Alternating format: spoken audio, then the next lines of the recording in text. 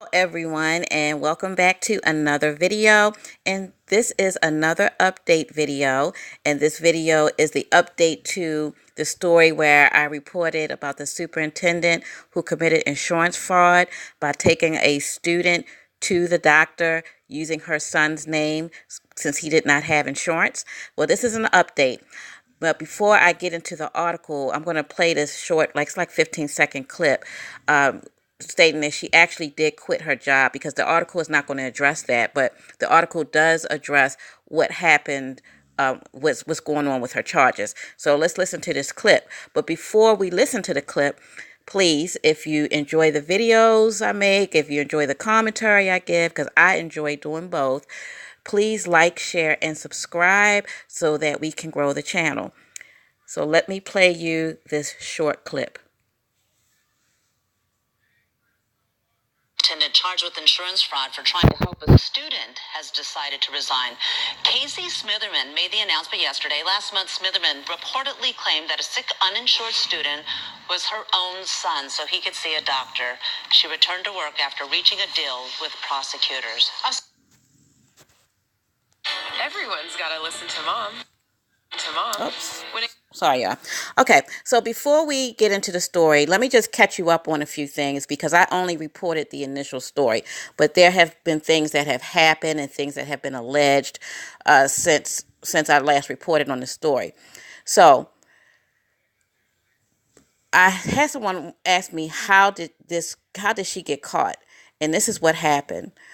When she took him to the doctor, remember, she took him to two places. She took him to the first place, and he used his real name, and he could not be seen because she was not his parent. So she took him to another facility and just pretended that he was her son. Well, when that happened, and I'm quite sure she told him, don't tell anybody, but he went back and he started talking to his friends, and he told them what happened.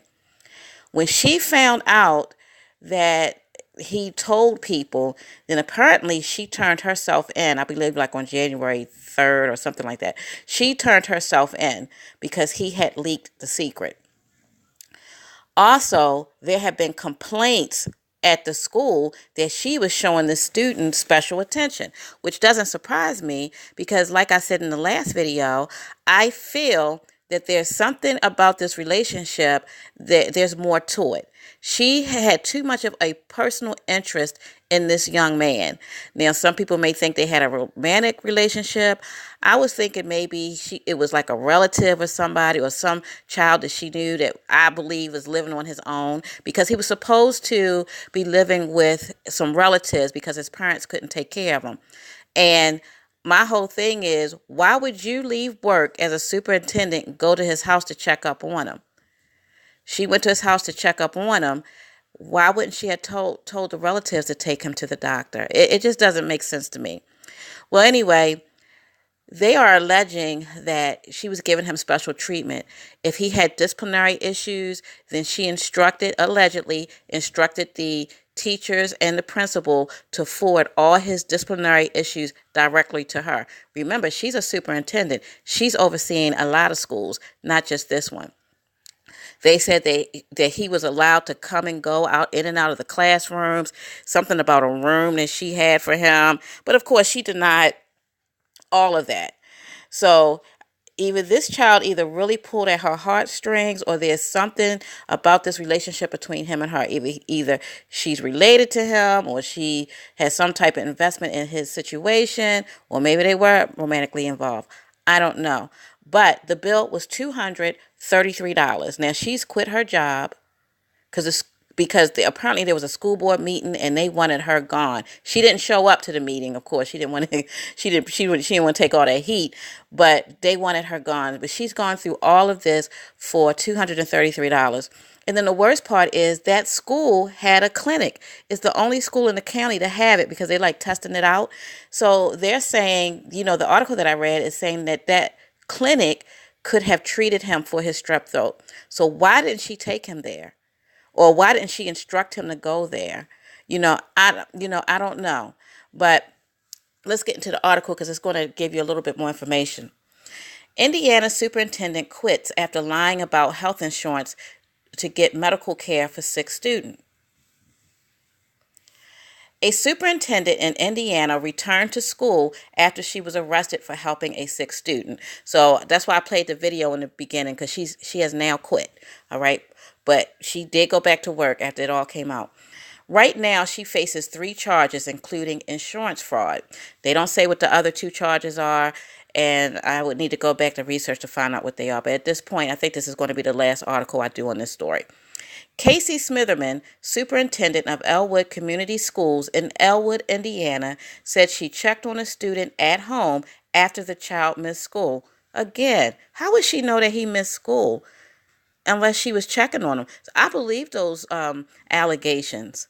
That she was personally invested in this child, and she was telling those school administrators to report to her concerning this child. I believe that. He showed no sign. He showed signs of strep throat, so she took him to a clinic where he was refused treatment. Now, I do know strep throat can be very serious. Some people may take it lightly, but I have a very, very close and dear friend of mine who suffered from strep throats at one time, and it can be dangerous. And if left untreated, you could die from not treating strep throat. So I understand her urgency in wanting to get him treated if she felt like he had strep throat. Smitherman took the student to another clinic where she admits she lied and said he was her son so he could be treated. I'm not saying it was right. I'm really sorry. I just was scared for him, Smitherman said. I would love to go back to that moment and redo it. Well, I have a whole lot of moments in my life that I would love to go back and redo. But unfortunately, life doesn't give you second chances like that. So you have to think before you act sometime and think about the whole picture. What are the consequences if I take this action? What's the worst that could happen? What's the best that could happen? Smitherman says the school board has been very supportive through all of this, and they were, but now she's quit, so I guess they don't have to be supportive anymore. She made a deal with the district attorney's office. If she has no more arrests for a year, the charges will be dropped. Okay, so all she has to do is not get arrested for a whole year, and unless she's a career criminal, which she's not, she just did this one thing, then this all goes away. I believe they call that probation before judgment. So she got off easy. Now, I don't know how easy she's going to really get off, how easy it's really going to be for her, because if she tries to get health insurance with another health insurance company, they may jack her premiums up or they may deny her coverage. But the fact that this is not going to be on her record, I guess will work out for her. But her reputation is tarnished. She would have to go somewhere where they don't know her or know about her background. So hopefully she has learned her lesson. That, sometimes listening to your heart can get you into a lot of trouble. We've all been there. If you're human and living, most of us have experiences where we've allowed our heart to make stupid decisions. So that is the update for this story.